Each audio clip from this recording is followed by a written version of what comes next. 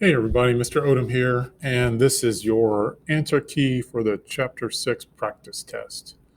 So we'll just go through this quickly. If you have questions, you can ask me about them in email or in class.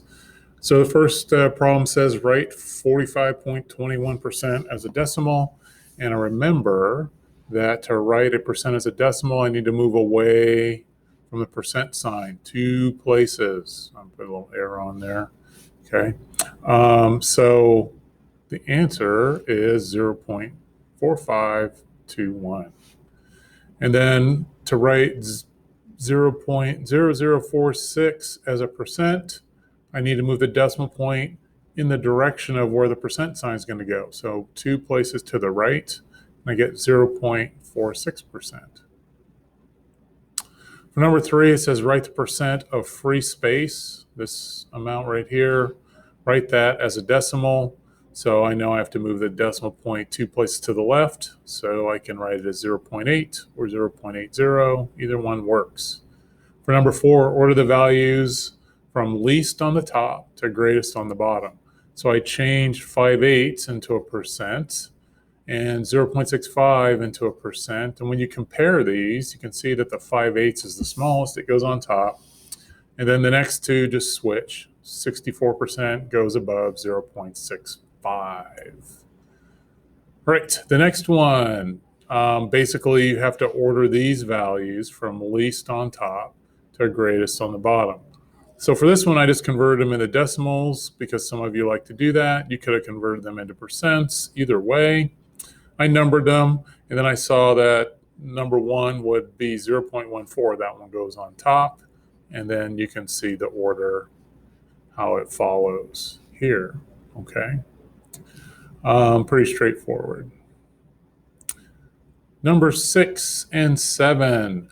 What percent? So that's my P of, there's my whole, is, there's my part. I like to use a percent equation, as I said in class. That's my favorite one, so you'll see me use it throughout. If you use a percent proportion, you can still get the same answer for those of you that like to do that. So I did the work here, and I got the percent as 12.5%. Remember, your answer has to be written as a percent. The next one, 20%, that's P of what number is the whole, is 7. So I'm looking for the whole in this one. And again, I use the percent equation, and you can see my work, and I got 35. Number 8 and 9, we got more of these. What number is, so that's my part, 70% is my percent of 30, that's my whole. Again, I use a percent equation. It's pretty straightforward stuff. You guys should do well on these. For the next one, 50 is, so that's my part. What percent? That's my P of 125. That's my whole. Again, I use the percent equation all the time. You can see how I got my answer to be 0.4. But remember, when you're looking for a percent, you have to write your answer as a percent. Number 10, we'll look at number 10 first. So the sale price of an item is $180 after a 25% discount. Remember, the discount goes in this box here. So you want to find the original price, which I highlighted that box in yellow. And I know that the sale price goes down here, and 100% minus 25%. So I paid 75% of the original price. So I use, there's the P, there's the A, there's the W, there's my percent equation again, and I do the work, as you can see, and I end up with the whole as being 240, which means I'm talking about dollars. It's $240 was the original price of the item. Number 11, find the annual interest rate. Okay, so I took the formula, and how did I go from here to here? All I did was, I'll show you, P times R times T. Before even putting numbers in, I can divide by P, because that'll cancel. And I can divide by t because that'll cancel. Well, if I do that on one side, I have to do that on the other side. So that's how I got this formula. The interest rate, the interest rate equals the interest divided by the principal times the time. And I just use that here, and I got an answer of 0.04, which I turn into a percent. Don't forget to turn your answers, if it's looking for an interest rate or you're looking for a percent from one of the previous problems, make sure you write your answer as a percent. Number 12, students in class were asked to name their favorite sport they like to watch. On television, the results are in the graph. How many times more students prefer to watch basketball? So that goes in the numerator. So I took the basketball number and I converted it into a decimal. That goes in the numerator. So how many times more students prefer to watch basketball than prefer to watch soccer? So the amount of students that prefer to watch soccer goes in the denominator here. Put that in my calculator and I get my answer. 8.5 times more students prefer basketball over soccer when they're watching it on TV. Number 13. All right, tell what whole number. That's important. You got to pay attention when you read the problem. Tell what whole number you can substitute for x in the following list so that these numbers, whatever you put in there for x, are written in order from least to greatest. Okay? So when we look at this, I've focused on this part right here first. And I said, well, x has to be less than 3. Why is that? Because if I let x equal 3, then look what I have here. This value becomes 3 over 3. These values are not written in order if x equals 3. So then I thought about it and said, well, x has to be greater than 1. Why? Because if I let x equal 1, then this value is 100%, and these numbers are not written in order. So since these have to be whole numbers, there's only one whole number between 1 and 3, so x has to be equal to 2. Okay, that's the only other choice you have. And when you put when you substitute x equals 2, you can see that 1/2 is 50%, 2/3 is 66 and 2/3%, and then I have 80%. So just by putting 2 in there, then these values are written in order from least to greatest. Okay, so a little reasoning problem where you have to think about, what can x be and what can't it be? All right. Let's see, number 14, you have this bar graph, dinner reservations for 1 week. You want to know what are the percent of the reservations for Friday and Saturday. So I know there's 70 reservations for Friday and Saturday, and I found the total number of reservations by adding all these values together, and I got the total for the week is 160. So 160 has to be my whole, so this has to be my whole, and this has to be my part, and I'm looking for the percent. So I, again, use the percent equation. 70 is my part, 160 is my whole, and I figure out the decimal in my calculator, and then I turn that into a percent. Don't forget to do that. Some students are going to forget. They're going to write 0.4375%, and you'll get the question wrong.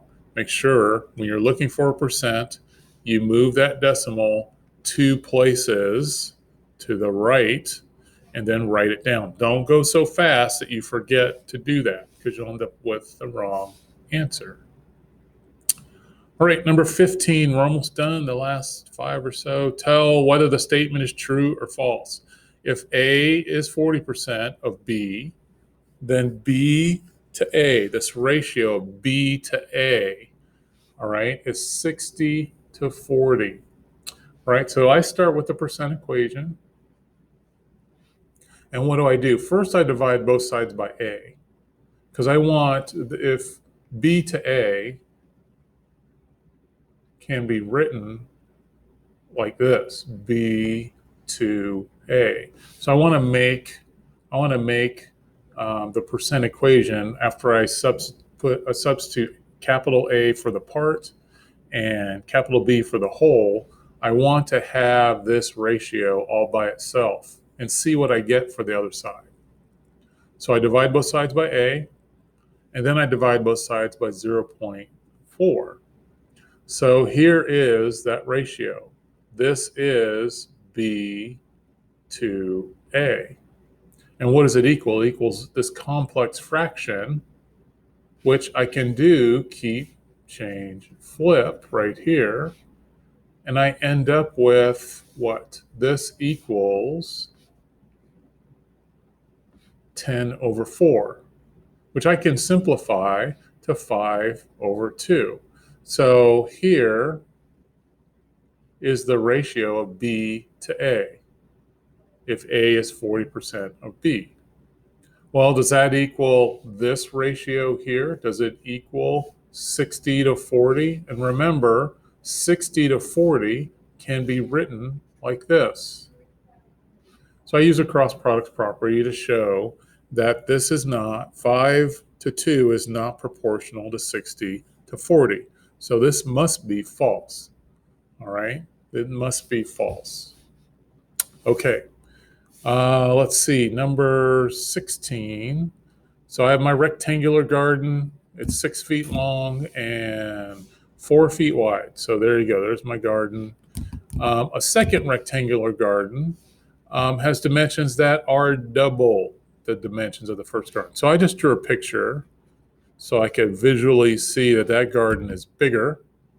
And I calculated the perimeters of both because I want to know what is the percent of change. Is there a percent increase or decrease in the perimeter from the first garden to the second? So I'm going from the first garden, that perimeter, to this one. So basically, I want to calculate the percent of change from 20 to 40. So that's my original amount. There's my new amount. So if I come down here, I can see that I used a percent increase formula. I put the numbers in. I get percent of increase equals 1, which is 100%. All right. And exercise 17. So you borrow $10,000 to buy a car. That's your principal. There's your interest rate, 3%. And your time, 6 years. What is the total amount you paid for the loan? So that is the balance that you're going to pay back the bank. And remember, that equals the principal plus the interest. So I have to calculate the interest. So I do that over here using the interest equals the principal times the interest rate times the time. And I get the answer for the interest, which now I can add that to the principal to get my answer. $11,800 is the total amount you pay for that loan. Number 18, so you estimate, that's your guess, that a puppy weighs 12 pounds, okay? The actual weight of the puppy is 14 pounds. All right, so that's the actual amount. Find the percent of error. So I write down the formula.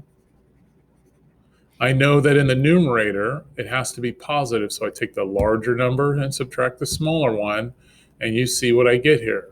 Percent of error is 1/7, which turns out to be a repeating decimal. I turn that into a percent because it says round your answer to the nearest hundredth of a percent. So here's my hundredth place. I need to round there. So I look next door, I see that there's a 5. So I know I need to increase the 8 to a 9, and I have my percent of error. Okay, 14.29%. Number 19. So in a survey, a group of students were asked to name their favorite subject. There were 20 students who chose other subjects. Okay, so that has to be a part. Okay, because that is just part of the whole circle graph there.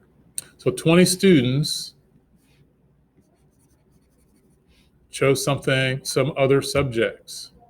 And what percent is that? Well, I can take 100%, which is the whole circle graph, and subtract these two pieces, and that gives me 25%.